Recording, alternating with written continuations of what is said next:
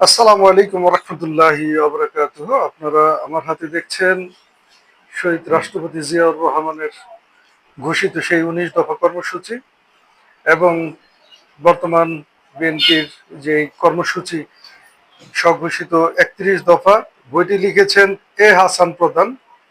আপনারা যারা বিএনপির সাথে সম্পৃক্ত আছেন, ছাত্র দল, যুব দল, স্বেচ্ছাসেবক দল, শ্রমিক দল যারাই আছেন, আপনারা মানুষকে শহীদ রাষ্ট্রপতি জিয়াউর রহমানের সেই ১৯ দফা এবং বর্তমানের ৩১ দফা ঘোষিত যে কর্মসূচিগুলো, এগুলো মানুষের সামনে সাধারণ মানুষকে যদি বুঝাতে চান, তাদের মাঝে যদি তুলে ধরতে চান, তাহলে এই বইটি আমি মনে করি প্রত্যেকের পড়া উচিত। এবং যারা সংগঠনের সাথে সম্পৃক্ত আছেন তাদের কাছে এই বইটি থাকা উচিত।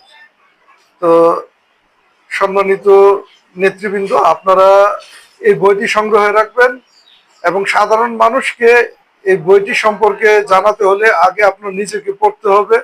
শহীদ রাষ্ট্রপতি জিয়াউর রহমানের সেই ১৯ দফা আপনাকে জানতে হবে এবং বর্তমানে ৩১ দফার যে কর্মসূচিগুলো আছে তা সাধারণ মানুষকে জানাতে হলে তাহলে এই বইটি আপনার পড়া উচিত এবং আপনার সংগ্রহে থাকা উচিত। এই বইটি লিখেছেন হাসান প্রধান। তো সবাইকে অসংখ্য ধন্যবাদ।